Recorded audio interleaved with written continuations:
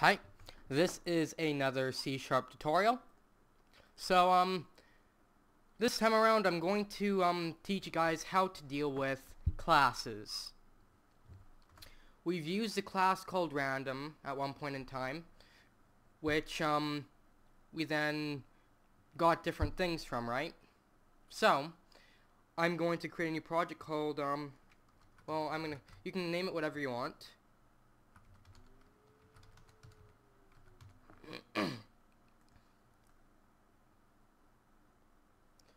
So wait for this to create the project. So here we are, we got our static main here, but we're going to make our very own class. So what you're going to want to do is you're going to want to go to your project file or your project up here, whether you're MonoDevelop or in Visual Studio or C# Express. Up here, this top thing here, this is your solution. Then you have these things with this icon here that are your project. Right click your project. We want to go to add and then new item.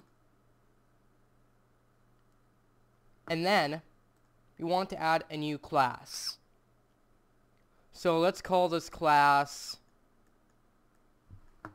learning class. So we're going to make a method in learning class, and let's call it method. Let's just call it method for now.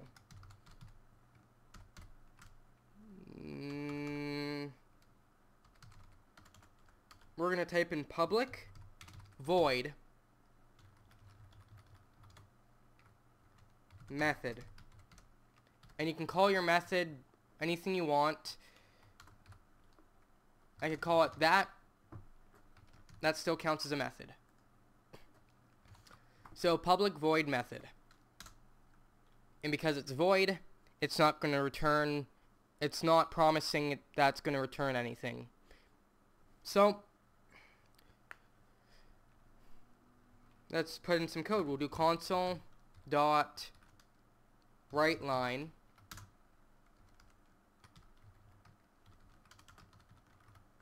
executed code inside method.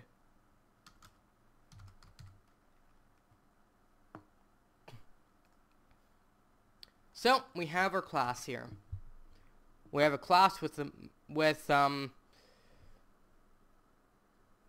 method with the title method. It's actually called as something else. We'll call it learning method. So we have a class called learning class. Inside of it we have a learning method. So if we ever want to use a method inside of that class, we are going to have to make a new instance of it here.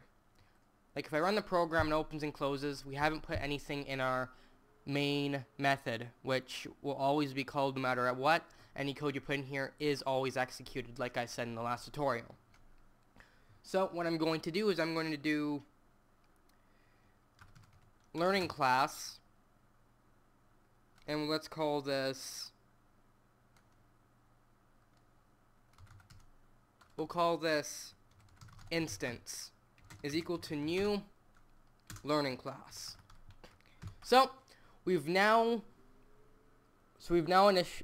now have a variable called instance. It's of type learning class, and it's equal to a new instance of our class that we made. So we're going to do instance dot learning method. So like I said before, it says, oh, hey instance, you're of type learning class, right? Okay, well, I know for a fact that you should have this method called learning method, because the learning class has a learning method. So I know you have that method inside of you, so can I please use that? So that's basically what we're saying here. We're asking to use the learning method that instance contains. So if I open that, the console window opens and closes, we gotta put our console.read line here so it doesn't close.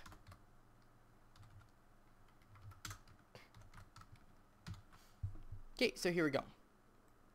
Executed code inside method. So here we have our, so I'll explain this code. Here we have an instance.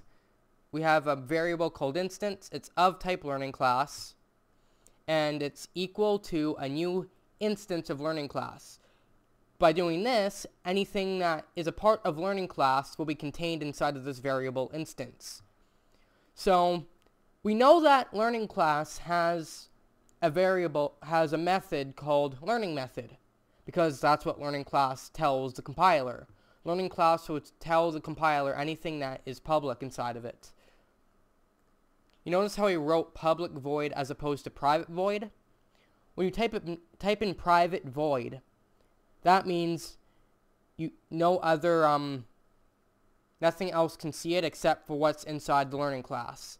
If you say public void, anything that uses the learning class can see the public methods. So when it calls the method learning method executes its code, which writes a line of text to the console that says executed code inside method. And that's just a basic thing. And there's also properties that you can deal with. What's a property? A property is something you can change about the class, I guess you could say. So inside of here, we are going to make, we'll store an integer. We'll say int, let's see here, int number property.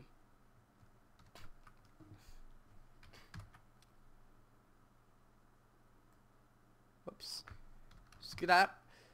So int number property. I'll say it's equal to 0 for now, just so we can initialize it. And now we are going to make a property that wraps around this variable we made. We called this number property. However, that does not make it a property at all. It's just a variable that's called number property, and it's of type integer, and it's equal to 0. So what do we want to do? We want to make a property that wraps around this variable we made, encapsulates it. So we're going to do int, and then we're going to call the number property. Yeah, we're going to call our property number property. Okay. So we've now made our property. However, there's an issue. There is no a number property needs to be able to get or set a value. It needs to have at least one of those, but we're going to have 2 of them. So we're going to do get, set.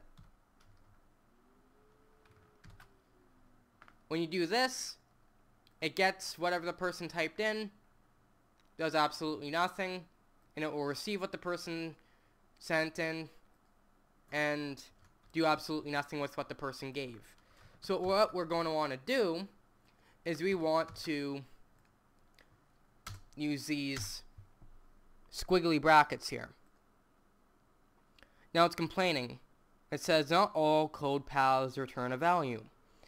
If you notice, methods work the same way. If I make this learning method of type integer, it's going to say not all code paths return a value, because by doing that, learning method has promised that no matter what, it will return an integer. It will, no matter what.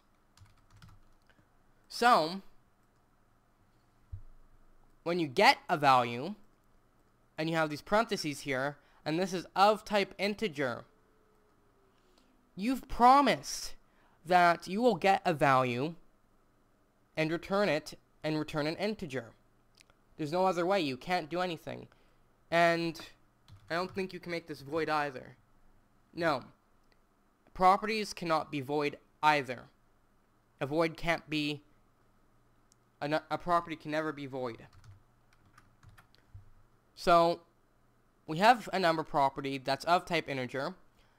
And by saying get, it says we're going to get the value, get a value, and return it to whatever asked for it. And I've promised that I'm going to return what asked for, whatever I'm going to return, an integer. So, we are going to type in return, and we are going to do number property. Because the person is asked, we want the person to grab this variable, number property. And set, we're going to be, it's going to be number value property is equal to value. So, we now have a property. So now if we go here, if we don't go instant, whoops.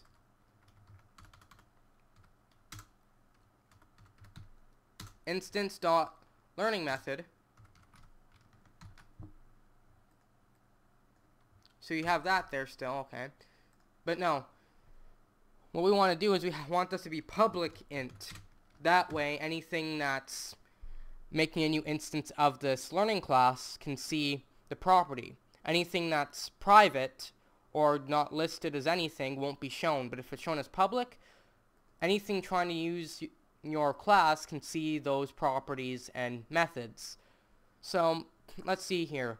Number property, we can set its value. Let's learning method, we're going to have learning method print whatever the person entered. So you gave the value, of course you want this, so you gave the value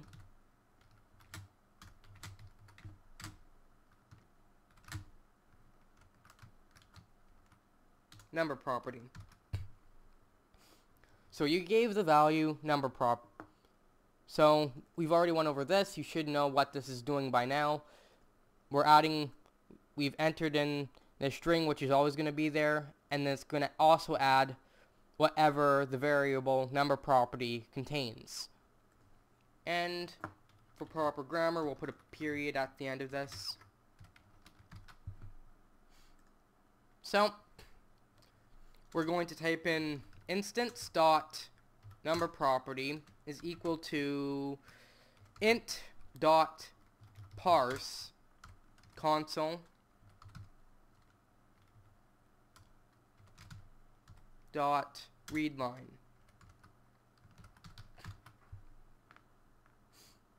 So now what's going to happen is number property is going to be equal to whatever the user typed in.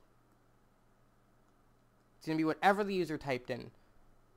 Number property is going to be equal to the number the user typed in. If the person types in letters, well, this program's going to crash. But we're going to assume that they're going to be nice and enter in numbers.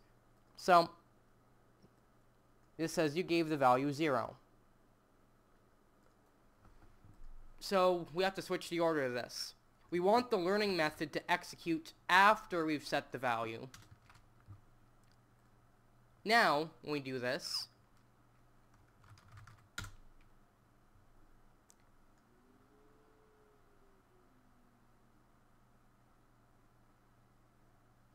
so the program had an exception. It said the value was either too large or too small for an int 32. So integers have a maximum and minimum value. So let's type in a smaller number. I gave the value 34. Okay. And if I press enter, it's going to close. Just for the sake of making this look a little pretty,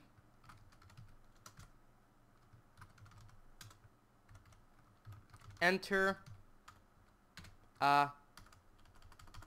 make sure this is a string, enter a value.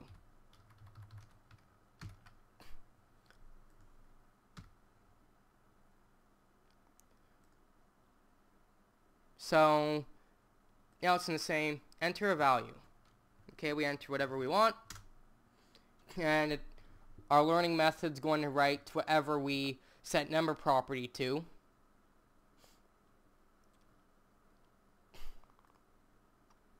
So we have our learning class that we built.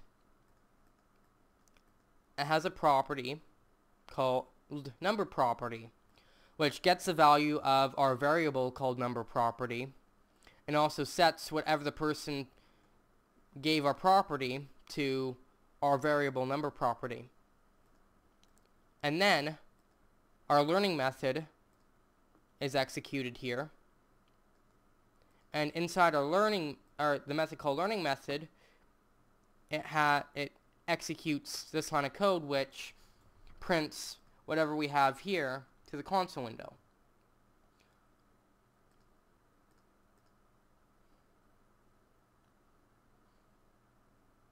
If we really wanted to, we could actually hide this all in a single method.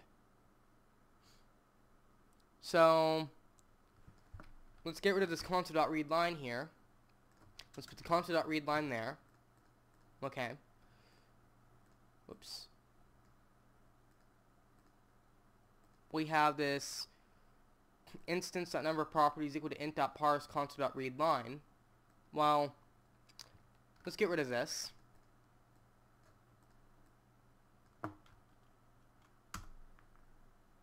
We'll put this in learning method. We'll say that number property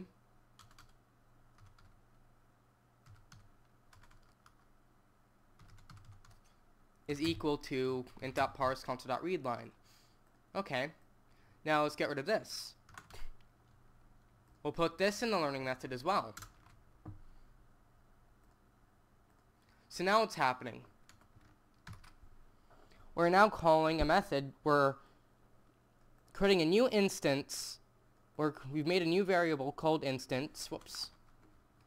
It's of type learning class. And we're making it equal to a new instance of learning class. Now learning class has a property called number property. And it also has a method called learning method, which we are calling.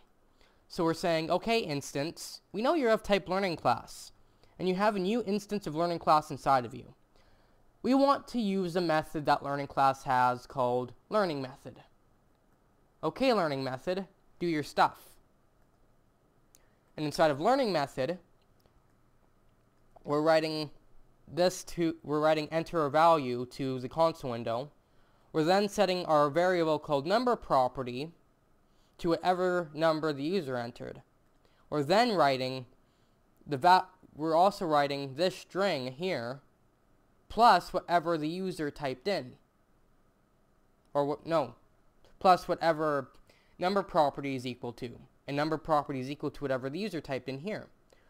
And then console.readLine keeps the console window from closing afterwards. So let's run this program, and it says enter a value.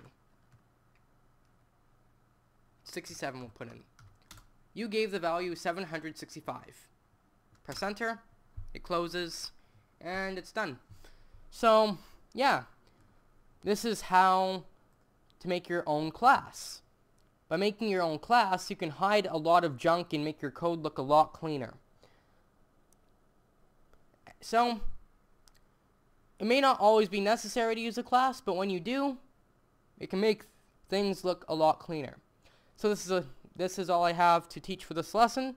If there's anything you didn't quite understand, or if I'm going a little too fast with this, just let me know, and I'll be sure to touch up on and go over the stuff in more detail. And I'll see you guys later.